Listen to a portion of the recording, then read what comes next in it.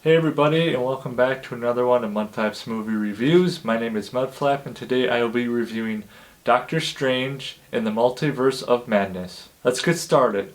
Doctor Strange in the Multiverse of Madness is directed by Sam Raimi and music composed by Danny Elfman, and it stars Benedict Cumberbatch, Rachel McAdams, Benedict Wong, Elizabeth Olsen, and Xochitl Gomez.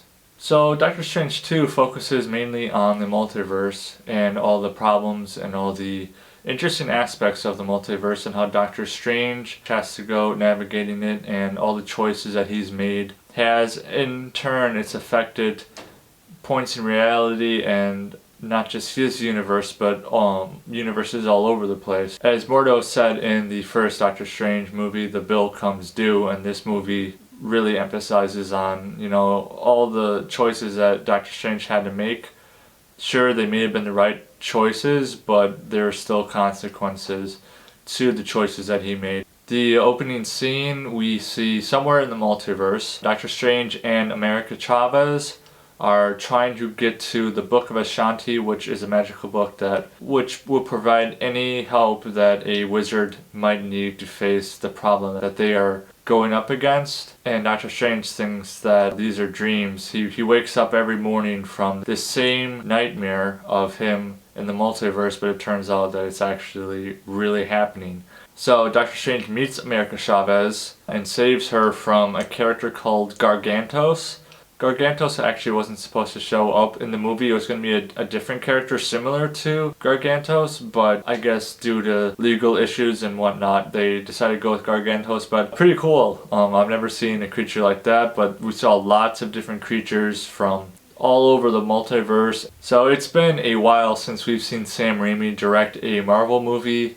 The last time we saw him take the lead on a Marvel movie was the notorious Spider-Man 3, which came out in 2007, so it's been 15 years since Sam Raimi has taken the reins. So I think that's a lot of the reasons why Doctor Strange 2 is going to do super well. Is a lot of people love Sam Raimi and his directing style, not just with Marvel, but the other movies that he's made, specifically, the Evil Dead trilogy, Oz the Great and Powerful. I know a lot of people really love Sam Raimi's directing, and you can tell that Sam just went all in with combining his directing styles from Evil Dead, other Marvel stuff. He was pulling from the show What If. He pulled from comics.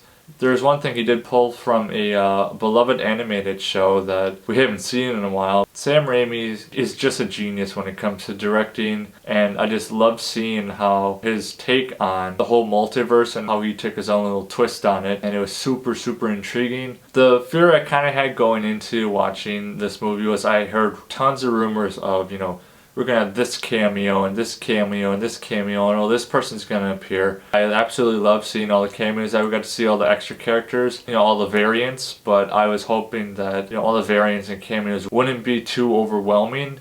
And I can say after seeing it that it wasn't overwhelming. It was just perfect. It was just the amount of characters that I wanted to see, the amount of cameos I wanted to see, that didn't feel like you were getting tons and tons of things thrown at you, because I'll be honest, this movie was a lot to process. There's just so much to dissect. It's a little over 2 hours. I know some fans were disappointed that they actually cut the length by like 25 minutes, so I'm interested to see what they actually cut out. There were a couple small things that didn't actually end up happening, rumors and all, but overall there were a lot of rumors that were true. So for all of those out there who are hoping for certain rumors to happen, I can tell you that most of the rumors that were going to happen actually happened. Some of them didn't. But I do hope that in the future, maybe we'll get to see some of the characters that people were hoping would show up in Doctor Strange 2.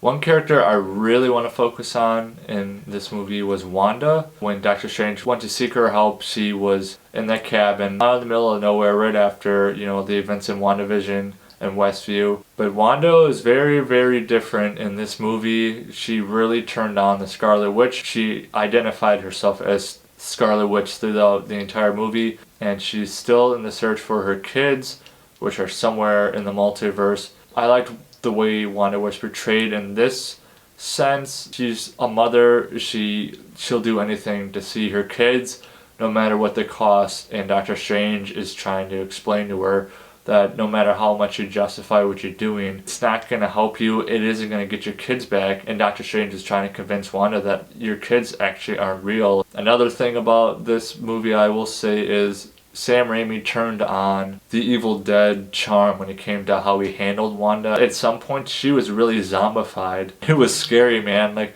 there were a couple of times where there were jump scenes.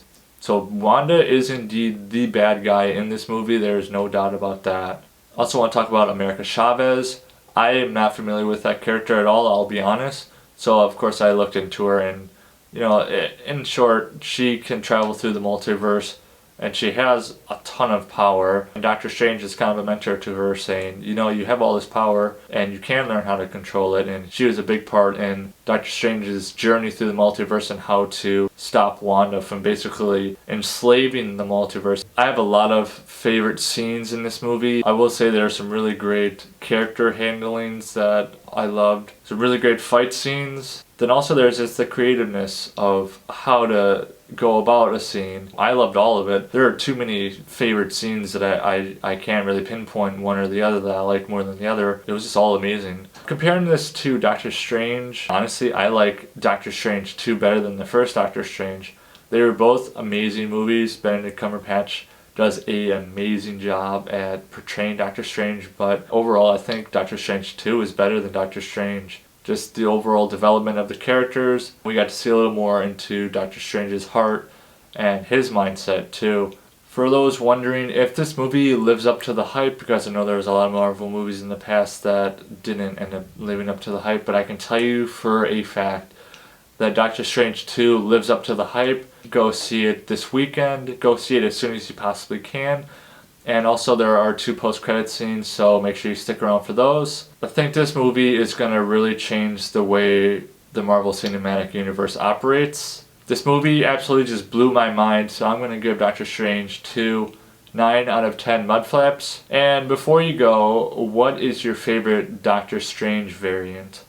And as always, if you like this video, give me a thumbs up. Hit that subscribe button, ring that bell, and I'll see you next time.